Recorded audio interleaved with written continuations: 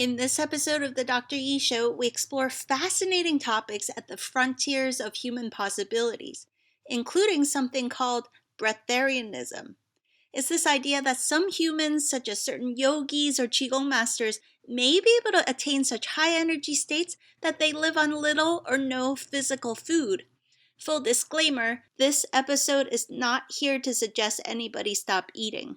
Please do not engage in prolonged fasting without careful preparation, safety precautions, and professional supervision. This show in our community is all about making smart, healthy choices, taking personal responsibility, and creating well-being on all levels. So please, always, safety first. The real changes happen in people when you just go, I'm done. I'm just done. I can't live like that anymore. I won't live like that anymore. I don't like it. And that's great, because that through seeing things as the cup half empty, not half full, but through getting to that point, you just go, there's got to be something more. And that's when the real change can happen. And that's when your pure nature goes, hey, I'm glad you're asking. You really want to know who you are? Well, come and get married to me. Marry me. Find the true beloved inside of you, because when you come into that state of divine marriage, where you marry human personality self with divine perfection, boom, boom, now you are free.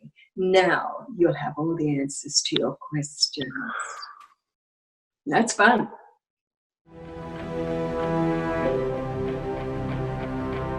Hello, this is Dr. Edith Ubuntu Chan. Welcome to the Dr. E Show, a show exploring the frontiers of our human possibilities in areas like health and wellness, science and spirituality, quantum biology, and conscious living, so that together we can awaken the best of ourselves and create our most joyful and fulfilling lives.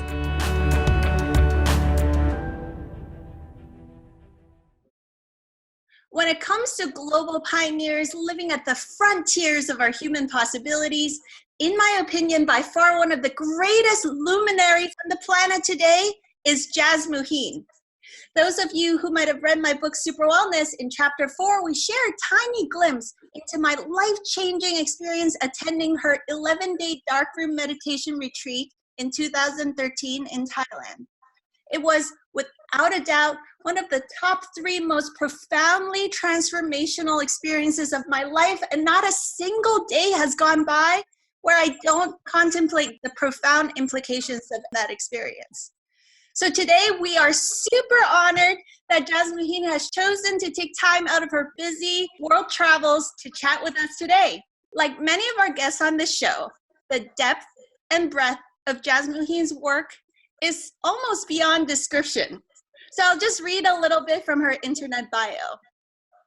Jasmuheen's main service agenda is raising the consciousness to co-create a healthy and harmonious world.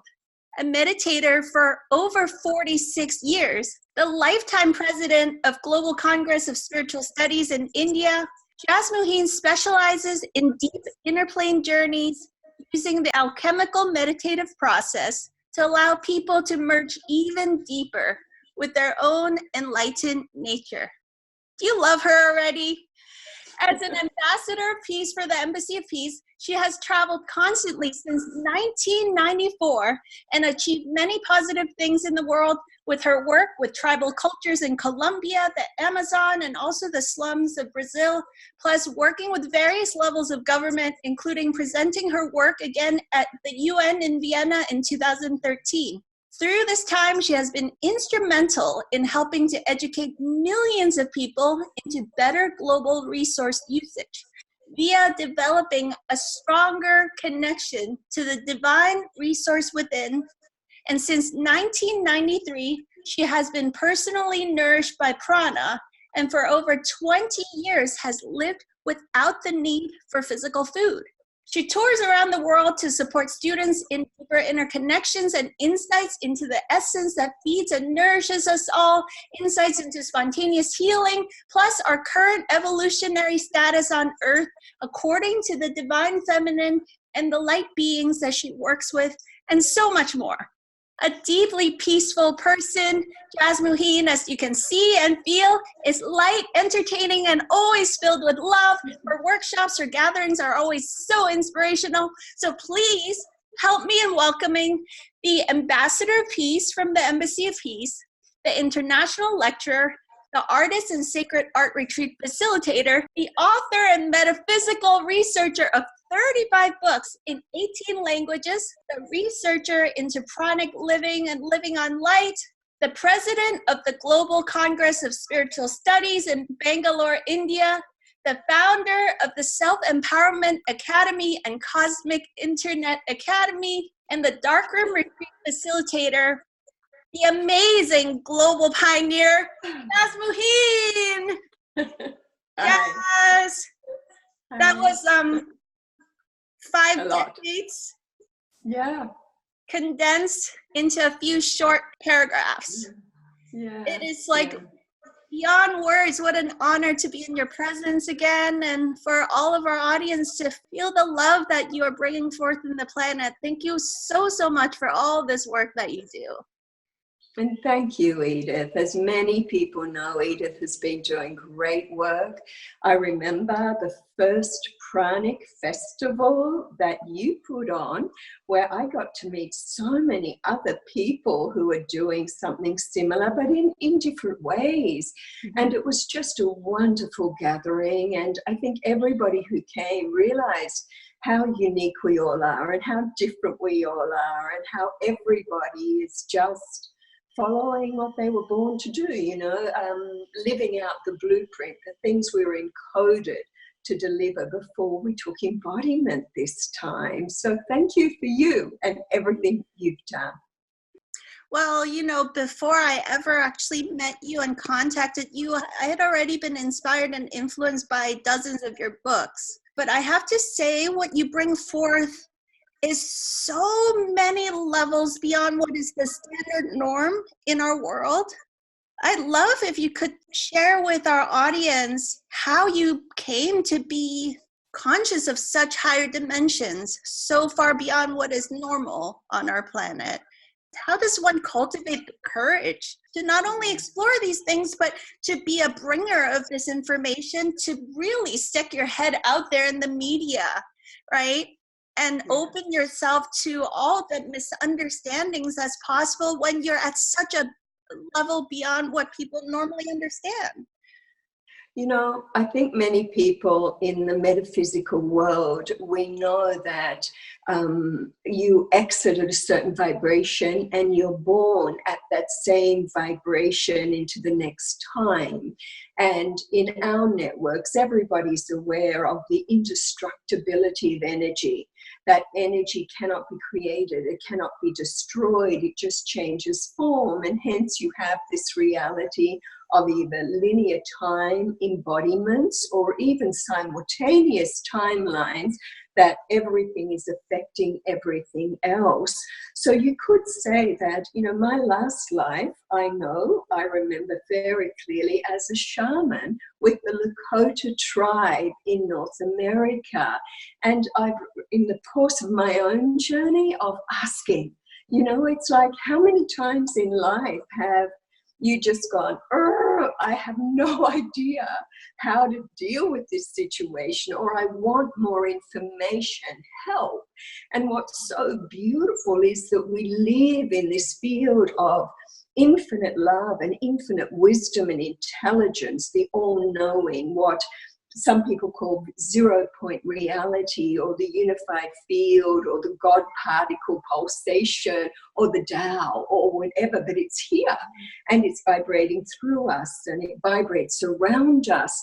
And when we're in this heart of I want to know, then we get the most amazing responses from it, especially when what we are wanting to know is not just beneficial for us, but beneficial for human evolution. So, I came in on a certain vibration, which was hard because the first thing I did was fight with my mother about the fuel choices. She'd sort of give me meat and the vibration of it all, the way it was killed. because it wasn't killed the way we did it in the tribe. In the tribe, we would go and hunt, and we would tune into the animal kingdom, and we would ask for the sacrifice so our people could eat. And we were very loving and very connected in that way of feeding. But that the meat, when I came into this body, in this life, it was like fear and adrenaline, and the slaughter techniques were so inhumane. And although I didn't know it at the time, my whole body was just, no, this is not for me. I came in quite sensitive, and that vibration was too much to overcome. So I began to fight a lot with my mother and just, no, but I could wolf down vegetables and grains and things like that. But she was in this limited reality of, hey, you need protein, you have to eat this, it's a balanced diet. So I came into conflict and awareness 2, 3 years old, because my mother would say, there are all these starving children in the world. You be lucky that you've got this good quality food that I'm giving you. And all I could think was, no. And then my mind started to go, because I was told this enough, it was like, why are there starving children in the world? What is going on? Why aren't the children taken care of? And so as I then went into church, because I was brought up in the Christian tradition, then I would ask all these questions of the priest, but I'd also listen, and I'd hear him say things like, you know, Jesus said, everything I have done you can do and more, and all you have to do is ask and you'll receive, and the kingdom of heaven is within you. And I would go, okay, I'm asking, show me that kingdom of heaven. So I was just a very precocious and inquisitive child. And, you know, at school I used to talk to the kids about the meaning of life, and is there life beyond the stars? And, you know, I had the most crazy questioning, and the kids would just go, who are you? And so, you know, I was brought up in this environment, and then living in an environment of being that square peg in the round hole. And so many are, Edith. Millions and millions and millions of people have gone through this questioning and this, you know, can't we live in peace? And can I experience the truth of all the holy wisdom? And I want to experience what Buddha's talking about. And I want to know the truth and feel the truth and experience the truth of what Jesus was talking about, or Lao Tzu, or Confucius, or all the beautiful teachings of the holy ones. If ever we're exposed to that, we're all like, oh, wow, it sounds so good. I want to experience it. I don't just want to read about it. I want to experience it. But because I came in with a very early exposure to this idea that there were starving children, and then when I began meditation at 16, and I started to experience, wow, I am love, this vibration of love just flooding through me, and this light exploding in me, and this guidance flowing. And I just thought, whoa, the magnificence of the human design. Who are we? What are we capable of? And here I am tapping into something that can take away all my hunger, that could probably take away all human hunger, because that was my question as a kid. Mm-hmm. Is there something that is so powerful that can take away all our hungers, so we're not greedy, so we do redistribute resources in a way that's beneficial for everybody, mm-hmm. so that our children are fed, so that there is no suffering, so that people have shelter, they have everything they need, because we're coming from kindness and compassion, and we're not greedy, and we're not doing the my, but we're sharing resources with love and care, you know? But then again, why was I vibing like that? Well, because I'd lived in a tribe where that's what we did, you know, we shared resources. Everybody took care of everybody else. The North American Indian tradition is amazing. You know, we all raise the children. The children are raised not by a parent, but by a community. Mm-hmm. So all of this, we all have these amazing experiences through our lives or back in time or between lives that get us saying yes to doing some crazy things that we forget we were going to do. And so that's where we get the courage from, because we don't remember what we agreed to do before embodiment, and we just do what feels right in any given moment, step by step by step. And you do, and you gain courage, and you do, and you get whacked, and you get whacked, and you step back, and you come deeper into your truth, and you get more courage and inspiration. You take another step, and then before you know it, 50 years have gone by, and you have that sort of bio. I think all the audience listening have had some profound experiences beyond what meets the eye in our kind of standard 3D reality. And that's why we're all seekers. We're all interested in new human possibilities. We all know deep in our heart and soul the hungers, the wars, the inequity, the greed, it just does not resonate with us. And yet at the same time, I'll speak for myself, when I was early in exploring meditation, when I had my first kind of like supernova explosive journey of remembering who I really was, I fell into a really difficult dark night of the soul after that. Yeah. It's no joke. It was very difficult, very lonely. I felt constantly homesick. Yeah, yeah. And I didn't feel like I was able to relate to my world anymore.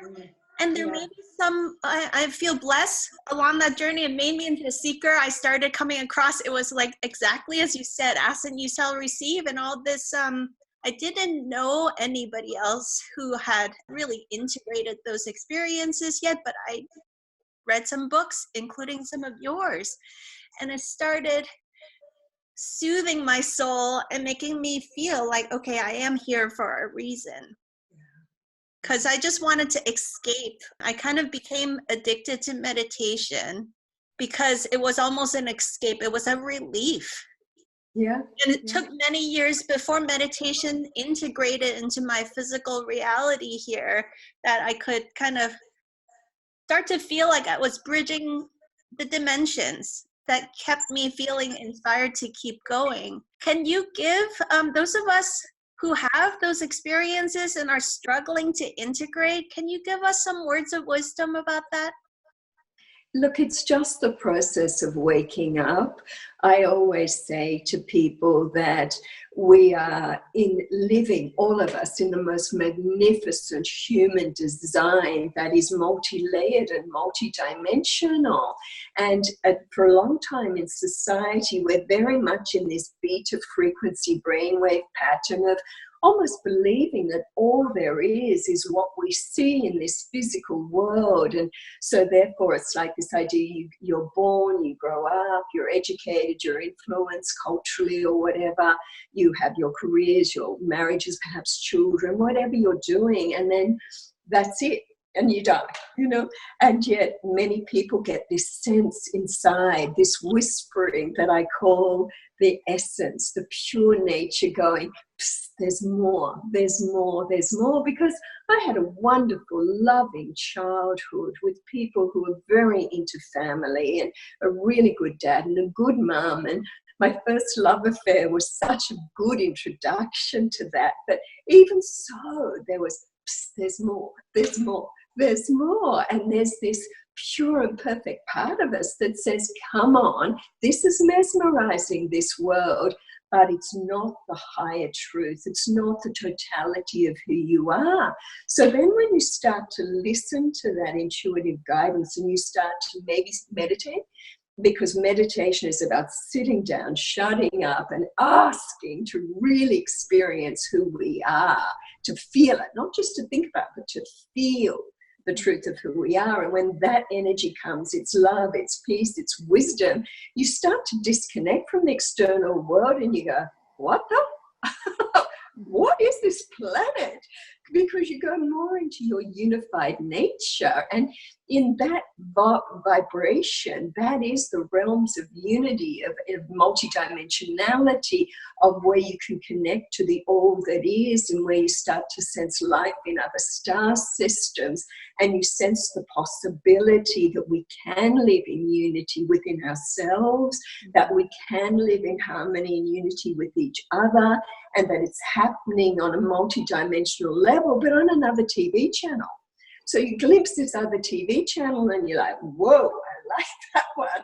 But then you disconnect somehow through the busyness of life, and you go back to the duality channel and you're like, I don't get this. I do not relate at all. And so you're feeling like, well, I don't belong there, and I'm not kind of in the other one all the time. And you go through the phase of a foot in this world and a foot in that world, and you do the dance between the zones. You know, 1 minute you're mesmerized by duality, the next minute you're in unity and oneness and peace, and then something happens in your world and you're like, back to duality, and so you're in that dance, I call it. And for me, it's like, but how can you then take your feet out of this duality zone and be permanently anchored in the zones you want to live in, and be grounded there, and then be able to experience all zones at will and not be affected by them, but in turn, in fact, you are transmissioning something that is so nourishing and so beautiful that every zone in creation benefits by your transmission. Yes? Wow. That's the game in town. So you can play the dancing two worlds game, and it's like, well, that's interesting, but I feel a bit schizophrenic because I know there's oneness and unity, and I'm like, blah, so nourished there, and then I feel this duality where I'm like, what the? Because it just doesn't feel like truth. It feels like it's a really limited human ego personality construct that doesn't nourish us. It's just a game. It's the Indians say, it's the Maya of illusion. But when you're trapped in it, you don't know it's illusion, and how you lose being entrapped by it is to step back into that part of you that understands the illusory nature of all realms and is detached enough from it that you have the higher perception to see it for what it is and love it anyway. And love it anyway. Like when you really are more merged at one with your pure and perfect enlightened essence nature, which is in everyone, when it's a strong dominant frequency and not a weak little, like, you know, I used to say it's like a little squeaky mouse. It's there enough to give us life, but it's not very loud because we ignore it. When like this, oh my God. All our focus is down into one little device. And it's like, we're not in expanded awareness. When your essence is dominant, you are aware that one drop of the vast consciousness you are is in this physical body, but you are way beyond it. You are the purest pulsation of love. You are infinite wisdom.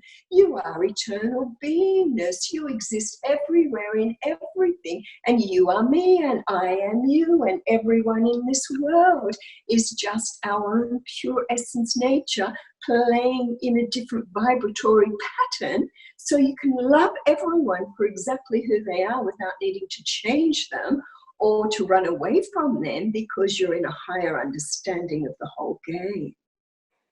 But this, I love my iPhone, I really do. It's my office, but many people are completely out of balance now because their focus is down on a technical device and on the internet instead of the internet. Now the internet, whoa, that's where we open up. And this is one of the reasons we've been doing this darkroom experimentation, which you mentioned you had your most profound experiences, because we can take, 45, it's not a big space. So we can take 45 different people from sometimes 30 different countries and all spiritual traditions, and we can get rid of this external reality by getting rid of physical vision. So when there's absolute darkness, I can't see that you look different to me. I can't see anything physical, but I can go deeper into my feeling nature. And then the brain starts to operate differently because your body's not exposed to light, and your pineal gland produces more pinealine, and you have a different production of serotonin and melatonin. And so your brainwave patterns are always now in alpha.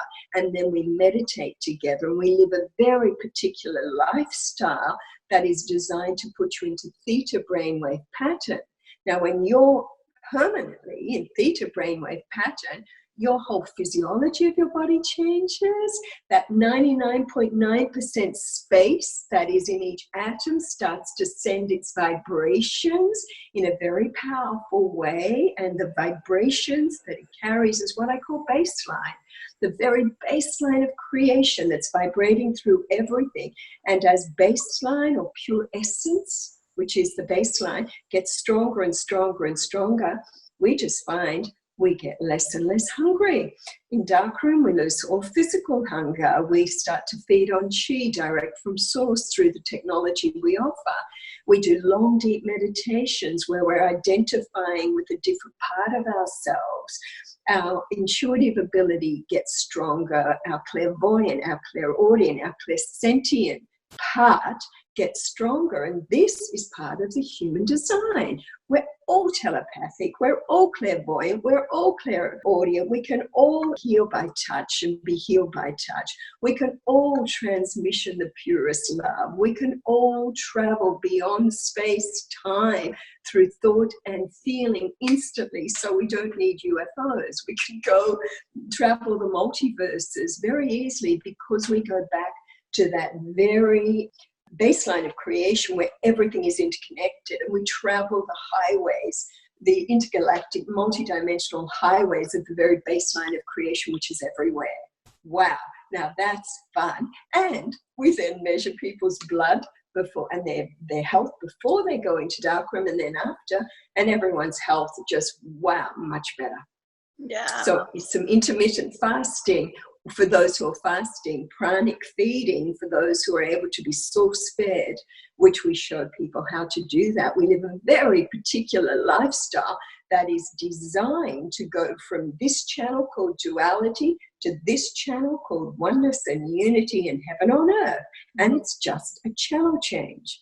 And how we change that channel is magnetic attraction by the changing of the vibrational transmissioning we are carrying.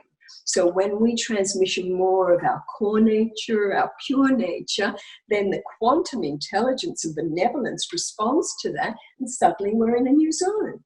Because there's millions of versions of you and there's millions of versions of Earth. And it's just tick, tick, tick, tick, tick, tick. Tick, tick. So when your feet are still in two worlds, it's just because you haven't solidified yet. You're bouncing back and forth between the versions, and you haven't solidified or anchored permanently enough yet in your pure core nature.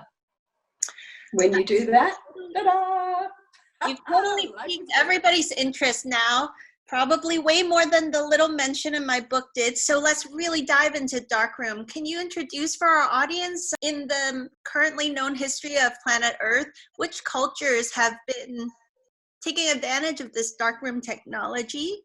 And then also, how did you come to make Darkroom such a core part of your toolkits and your journey in developing your own very unique approach to Darkroom, which is different from everybody else's? So please Yes. give us like a little map of what Darkroom is and what's unique about yours. Yeah, look, I think when you wake up to your multidimensional nature, which means we exist everywhere in everything simultaneously, then you can tune into perhaps different lives you may be concurrently enjoying as well. This is just the remembrance, and everyone has this. It's almost like videos in cellular structure, And I remember years ago, I hurt my body and I was really asking my body the causative factor of the damage so I could heal. I'd ripped a muscle and my body started to give me photos of this when I damaged it here and when I was running through that airport, pulling behind me a heavy suitcase which threw out my shoulder. And it gave me probably 50 little snapshots of images, photos. It was like looking at photos that led up to the damage that was caused. So we have these photographs, this cellular memory that we can access in silent stillness. So when we come back to pure nature, where pure nature dominates, and we can do this with the breath, to slow the breath right down and just come back into the truth of who we are with just even the mantra, I am pure love, because it's in the field of love where all is known. All it can be revealed in the field of love, because that's part of the very baseline. And from the love came the light, came the wisdom, came creation, came the experiences. So I remember being with the Essenes, and that was over 2,000 years ago. And I had a life where I was trained as a healer with the Essenes, which was coming from the lineage of Jesus. Jesus' grandmother, Anna, was an Essene, and she lived about 800 years. And that was common then. And she knew that Jesus was coming, that he would come through her daughter Mary. So she stayed a long time to help prepare Mary to prepare for this amazing soul that was coming in. And I remember that part of our training in the Essenes was that we would go into this almost esophagus type thing, like in ancient Egypt with the esophagus, sarcophagus, and we would lie there for 3 days and 3 nights with the lid upon us, so you couldn't get up, you couldn't run around, you couldn't go to the toilet, you couldn't do anything really, but just and then identify with your multidimensional nature, because when you identified with your multidimensional nature, you were trapped. And identifying with your multidimensional nature meant that you were being source-fed. You could feel that we are all fed by these pulsations of energy that are just part of this 0 point essence ocean that flows through all of us all the time. So the cells would start to feed off this. So our initiation was, 1, how to deal with boredom. 2, how to drop out of identification with physical form and go into experience of non-physical formlessness. And so we'd be in darkness, we'd have no food, we couldn't go to the toilet, we had no water. And that was part of an initiation process we went through in our training as the Essenes. And so I could go right back through life and look at different other trainings I've had in linear time, where it's all been about going back to the experience of source energy, our essence energy, of our multidimensional nature. And then when I first experienced darkroom in this time, for me it was back in the early part of this millennium, and it was like, I just knew the power of it. If I was going to do it, it wasn't like I was experiencing with Master Chia, but I could feel like, wow, he was feeding them and other things then. And for me, it was like, if I ever did this, I'd give them no food. I'd hook them into pranic feeding, source feeding. I'd insist on long periods of silence and deep group meditation and discussion. And I would apply the lifestyle that we share with people to infuse your system more with pure nature here in Darkroom as well. And then we have the fact that we are in female bodies. Yes! What a blessing, because many of us have had many times lines in time who had been in masculine form, but we chose feminine form this time for a reason, because we're naturally harmonized with the goddess energy, with the template of the divine feminine. So I've realized that when you come back into that vibration of pure love, that original womb, I call Darkroom the womb of the divine mother, that womb of infinite potential before the light was born, but from the vibration of love, where the light came, and the sacred geometric patterns and the key codes of creation. So if you can come back into darkroom with that reality, then it's like you're in the field where all can be known once you get over this. And this is the hardest thing for many on many levels, because a monkey mind has so much limited conditioning, like the societal conditioning that you've got to be fed on an external level. Well, that's great when you're running the human personality game of beta frequency mind. But when you go back into the recognition of your pure and perfect nature and doing what's required to make it strong and dominate the biosystem, then the physiology changes and you find that you're just not hungry.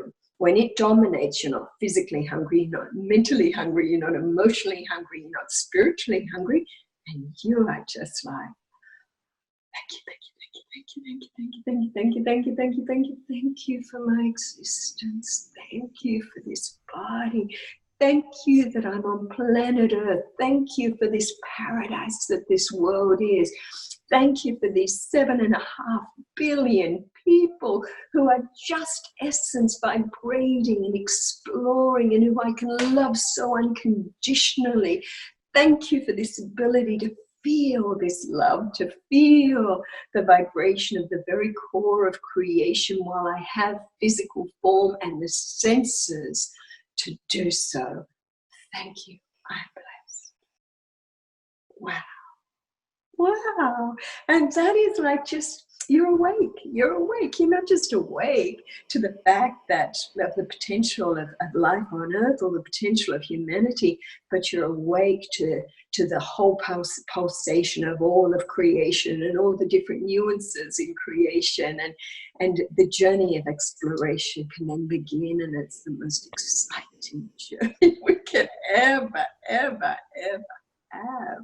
And people get a touch of that in darkroom, and I love it, because every time a new group comes, they come with their vibrational spectrum, you know, all their experiences in cellular memory that give them a keynote, and then you blend them all together and you get, you know, a Muslim or a Christian or a Taoist or a Buddhist, or everyone, they all come, and you blend them all together, and you harmonize in a way that you can then begin to bring out the best in all and go deeper and experience more of the expression of our own pure nature. And what each group then begins to bring through is incredible.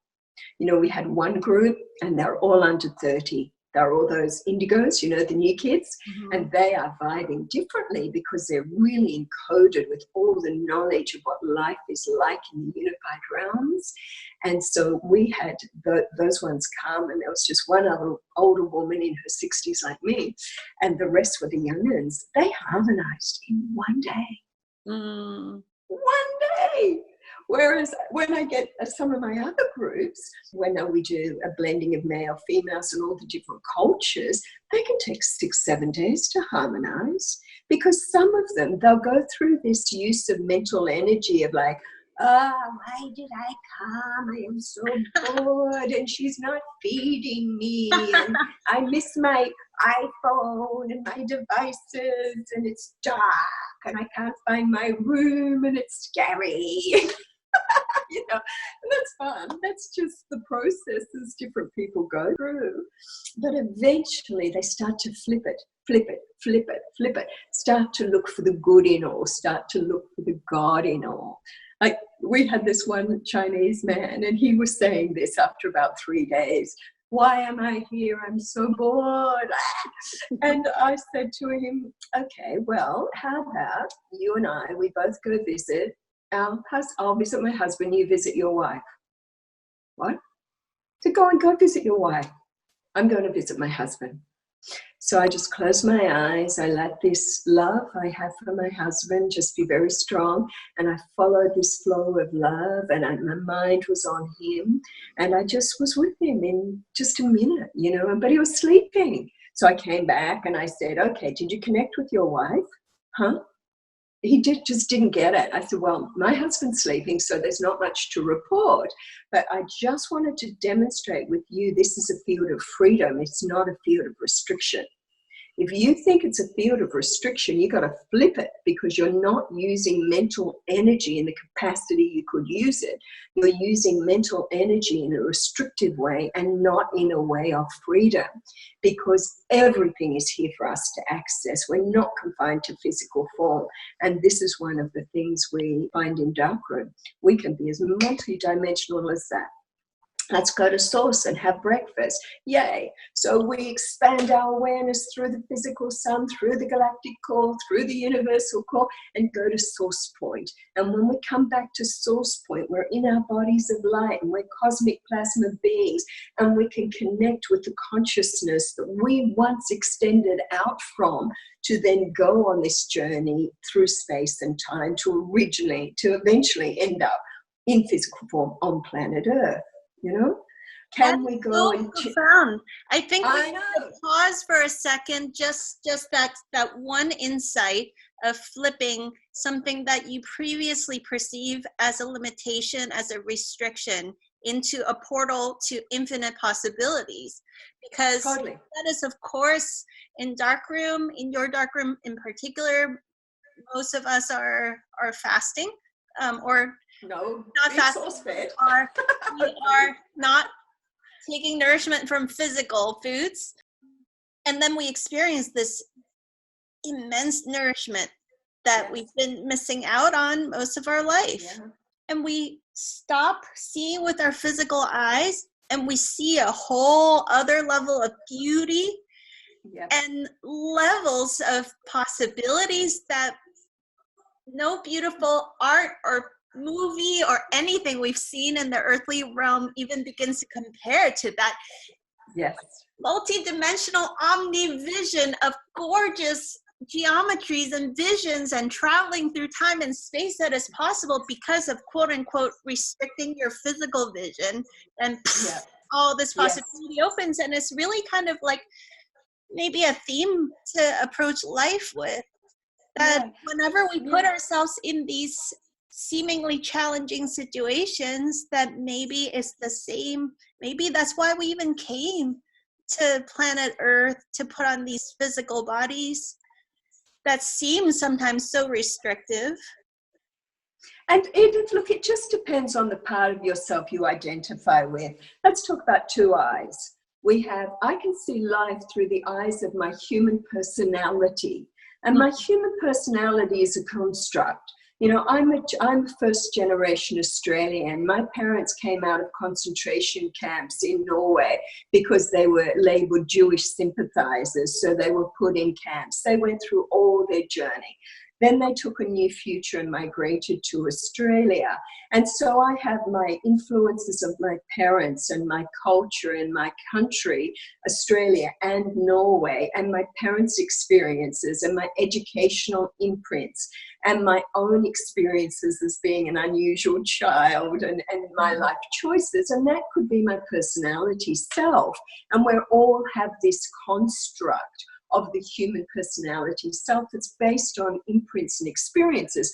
So I can see life through those eyes, and it's very biased because I am restricted by my cultural and experiential imprints through the journey of my life. And I've got a lot because I'm in my 60s now. So the older you are, the more influenced the more experiences you have to influence you.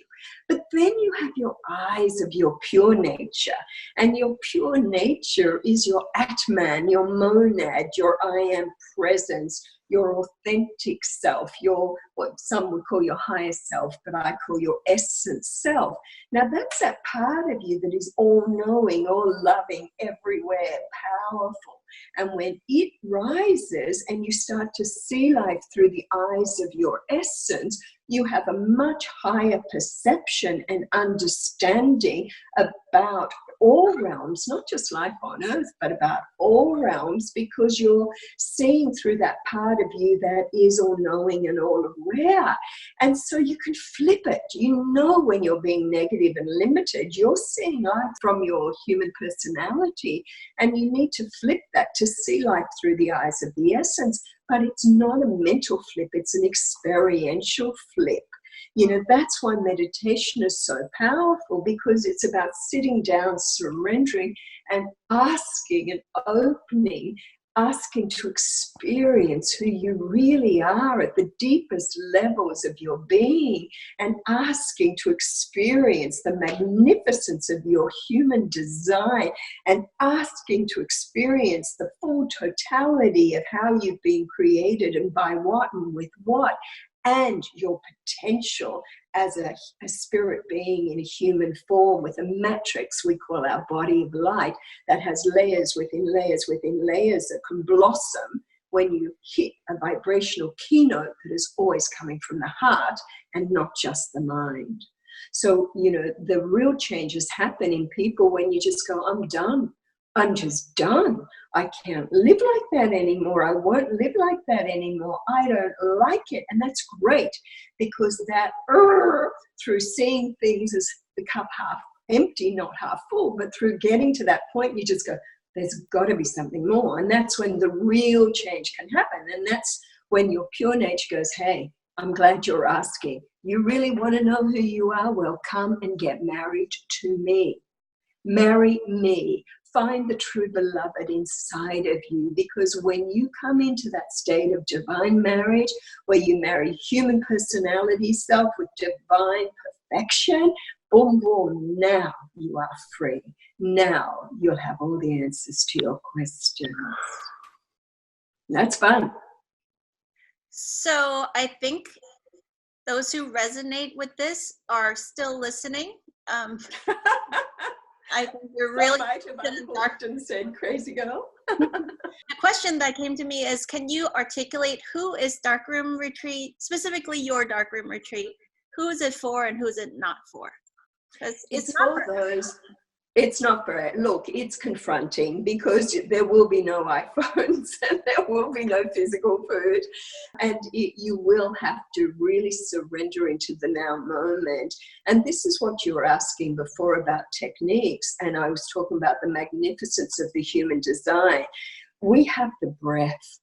And, you know, this is one of the most magnificent parts of our construction, because we can just slow that breathing right down. And when we slow that breathing right down with an intention that we're drinking from the very source of creation, then we are flooding our body with this pure essence frequency, and we go deeper, deeper, deeper into peace. So we get a chance to apply all the brilliant things we've studied in different spiritual traditions when we come into darkroom, and people realize they're not walking it. They, you know, you can hear it all, but there's a big difference between knowing it and living it. Yes. And darkroom gives you an amazing opportunity to really live your highest truth and to step back and honestly assess the creation of your life. And so I always say to people, look, do your research. You'll find different people offering different things in the world. And when you listen to them and feel them, for some people you'll go, me, not for me. And for others you'll go, oh, I connect. There's something about that one and I really like their vibration, or I've heard about this thing that's happening and my heart just goes, yep. Yep. So I like those to come if their heart says yes, not the mind. And what I notice is, like, the lists always change. We're always booked out a few years in advance because we have a long waiting list and not many spaces. Mm-hmm. But I always do this little alchemy and I just say, okay, quantum, get rid of the ones that shouldn't be here this year and bring me the ones that should be together with us this year, because I want the right frequency mix of the people. So I want an orchestra. I don't want too many drums or too many violins. I want a piano. I want an oboe. I want a saxophone. I would like, a trumpet. I want the right mix so that when we start blending our energies, our group bring out the best in each other. Doesn't mean there won't be one or two who are challenging, but they always put others into compassion. So I just want the right group. And so I just say to people, look, if you're meant to be there, just say to quantum intelligence, okay, this feels good. Bring me the money. Bring me the babysitters if I've got children. Bring me the time. Bring me everything I need so I can be there with Jasmuheen and her group and make it happen with joy and ease and grace so that it is so obvious I'm meant to be there, and let me come in my power and let me add the vibration I need to add, because we don't do events of teacher-student. We do events of friends and aware, loving, spiritual beings in human form coming together to to merge it and open the fields and create a space where not is just our collective vibration is good for each other, but it's good for Thailand. And it's good for the world, because remember Jesus said, or two or more are gathered in my name, I will be there. So when you get people gathering together into this higher consciousness, and the group dynamic starts to control and bring through and deliver whatever that group needs and whatever the vortex of planet Earth needs right now because of that gathering. Do you know what I'm saying? I'm tingling all over, just in remembrance of so many levels of there's the words that you're speaking, but I think everybody listening, you can feel in your cellular matrix the resonance that's behind your words right now. Look, Edith, I love Darkroom because it's my crazy girl laboratory. I'm not a crazy girl, I'm just different. But it's a laboratory for me. Every year I get so excited because we're energetically, I know the right ones are coming and that we're going to be together. We're going to have 9 days now and 9 nights of meditation together, of true yogi in a cave experience. And we're going to work together with each other in the most beautiful, loving way so that people can experience more and more and more of their multidimensional nature. And you just look at the science of this. If you're not spending energy digesting physical food, what is your body going to do with that energy? Straight away, you've got all this energy to use in other ways in your body system. So after a few days, some people stop sleeping. So now they've got 24 hours a day to play within Darkroom. And then the monkey mind comes in and it's like, and you've got to make the now moment your best friend. And this is the technique for really experiencing the truth of who we are, is this day by day, moment by moment training of absolute surrender into each now moment. Because when we live in the past and when we live in the future, we're running out of the mental energy pattern. But when we can surrender and be fully aware and fully present in each moment and fully present with the breath, then all of our pure multidimensional nature can go into this state of natural revelation. And that's one of the things about Darkroom. It's the natural revelation, and each one stimulating through fertilization. If we can come back to pure nature, and pure nature, the mantras for this are simple. I am pure love. I am infinite. I am eternal. If we just claim this, I am pure love. I am infinite. I am eternal. We are allowing that which we are claiming and naming to rise and flood through the body. And now we're in unity because everyone at their core is pure love, infinite, eternal beingness. And it's a way to play with that. So, I'm listening to your words from the perspective of someone that has already read many of your books and experienced directly with Darkroom.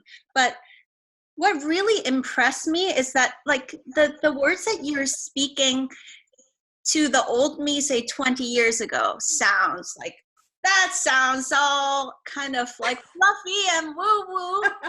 Is this lady for real? And then I met you, and you have, this is my show, so I can swear, you totally have your shit together. You've produced 35 books that have been translated into 42. 42. in Oh my 20 gosh. languages. So, this lady gets stuff done on planet Yeah. Earth.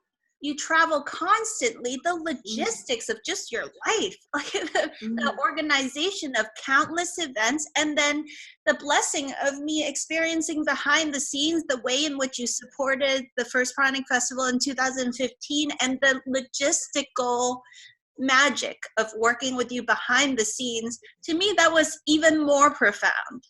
Seeing how in Darkroom, it's not like, it feels like it's such a profound, life-changing experience. You must have a staff of 12 people that do all the details, but then you show up and it was just you. You check people in and out. You are around the clock 24/7, 24/9, or 24/11 supporting us. You keep an open door during Darkroom, where when we needed help, not just during the guided meditation sessions, but in between, you're there to counsel and support and facilitate and nourish us with your wisdom. You have such a well-organized business, huge amounts of content that you've created, the films, the videos, the audio, the books, and the humanitarian work that you do, the travel schedule that you keep up with. To me, that is what's really inspiring to me, that you can live on prana and produce in a very practical level. Talk to us about that, because sometimes when I go into meditation, I just want to melt in all that love and do nothing. And then it's kind of it's quite a skill to then go back to the physical world and stay on schedule, get stuff done, budget, organize, logistics, travel. Give us some words of wisdom how you can maintain this loving, feminine, soft, flowing state, and yet all the logistics happen so perfectly. Yeah, it is. One of the feedback we get from people sometimes is, oh, Jasmuheen, it's too simple, it can't work. And it's like, well, I like simplicity, I had a job, some of you may know or may not know, as in my career, I was a computer programmer working in the field of international finance. So I had a job where I would write spreadsheets and do coding to make rich people richer. So I'm blessed with a naturally good logistical left brain operation system.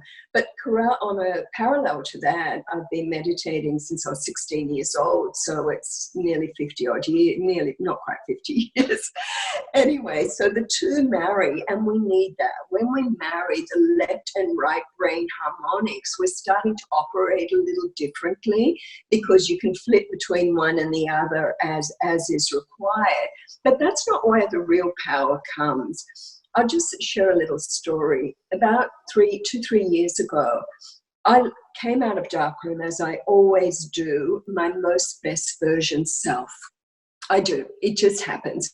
You imagine spending 9 days, 9 nights with brilliant, switched on, awake, advanced meditators, because I don't get the beginners with me. I get people who are on good journeys, and they're getting in their power, and they're listening to the call of their heart, and they're trusting their intuition. And most of them have been lightening up their diet, and they're on clean, green, lean diets. Many come and they're on raw food now, and they've been doing a lot of strong background work by the time they get to me. So I'm working with some pretty awake, switched on people.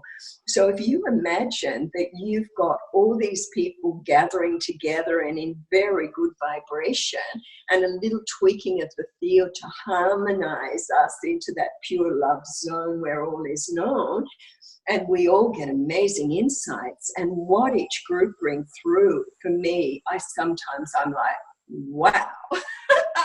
We just had a meeting with all these multidimensional beings from the unified realms who flooded into our space and gave us this book of unity wisdom to write in, and the experiences we have knock our socks off. Last time we had 33 portals opening in the space for the divine feminine, those carrying the different divine feminine energy flooding in, from Isis to Lakshmi to Hathor, and all of them coming in, Mother Mary, Magdalene, the sacred women from the tribes are all flowing into the space. And it's like, good going, guys. Like, our group hit that empathetic resonance where those multidimensional doors could open and these energies could step in and flood the space and give us the most incredible experiences. Like, one thing that really got me this year was they said that we are knocking on their door. We are knocking on the door of the unified realms through one sound. And I'm like, what? What do you mean one sound? And they said, it's the sound of ah. When you can fill your day moment by moment with ah. You know, you watch a sunrise. I watch the sunrise every day. And I'm just like, ah. You know, when you hold a newborn baby and you're just like, ah. You know, when you've made yummy, gooey love to somebody you love and you're lying entwined in each other's arms and you're going, ah, that was so yummy. And so they're saying all these collective ahs from the human heart is like forming a door knock on the unified realms, because that's their permanent vibration. Those who live in unity consciousness, those who live in the unified realms are always like in, ah, they're in the energy of the awe, of the wonder of creation, yeah? So that's the secret, is fill your life with more moments of living on earth where your heart just goes, ah, I love this life, yeah? So I came out of darkroom and I come out of darkroom and I'm vibrating in a way that's just like so yummy, because we're all really pranic and we've been meditating and living like real yogis in the cave. And I come back home and I just drop a bit, you know? I can feel the vibrational drop because I'm then not in that same space, and maybe I get busy with dramas that might be going on with members of my family or grandkids, or there's always stuff happening because I have a huge family, or someone's suffering, you know, and I might step deeply into their field or whatever. So I just decided I don't want to drop. I don't want to drop anymore. I'm done. So I thought, well, what is it that gives me such a high in darkroom? And I realized the biggest thing was this ability to transcend time and be fully present in each moment. So I consciously started to train myself to stay in the vibration at the now moment where presence is the strongest, pure presence is the strongest. And you can feel it. Because when you're walking, you can get a bit speedier or you can be slower. What shocked me from my training the last few years of this is how much I could do. And I realized that when the being does the doing, everything gets done, but so effortlessly, you don't even feel like you're doing anything at all, because the pure beingness that you are is doing it all through magnetic attraction and flow. And I thought the greatest training I've ever had, apart from the training to just really consciously breathe and relax and surrender and drop back to the field of the purest love, where all is known, and these meetings with these amazing high vibrational beings just happen without looking for it. They just step into the field because you're matching frequency. Love matches love. Light matches light. If you want to go intergalactic and multidimensional and hang out with the most amazing network of friends, you've got to match the frequency, which is the core of who they are, which is actually the core of who we are, way beyond human personality. So if you try and do from human personality, oh my God, you can get exhausted. But when you can just come back to pure beingness and let the beingness do, without your conscious interference on any level, it's all magnetic and everything you need comes to you before you even know you need it. Franz Kafka said, you can get to a state of being where the universe literally rolls in ecstasy at your feet. And when I heard that, I went, Oh, yeah, that's what I want. I would love to be in that state. But my mind, my scientific mind said, but how? Why? And then the answer was because what you are vibrating is so beneficial to creation, that creation loves you so totally, that creation serves you so completely, that nothing is an effort at all. Now that's a good way to be on Earth. Hey guys, I know you're excited to dive even deeper, but this conversation was so awesome, so rich, so beautiful, we had to break it up into 2 parts. We'll be back with more of Jasmuheen's powerful wisdom next week. See you then. Hi friends, did you love that interview? If you did, please leave a review and share with all your friends so that many more people can benefit from these game-changing insights. You can also go onto our website, dredithubuntu.com, and subscribe to our newsletter, where you'll receive free trainings and next-level ninja tools that we only share on our newsletter. Together, let's turn your life into a brilliant masterpiece.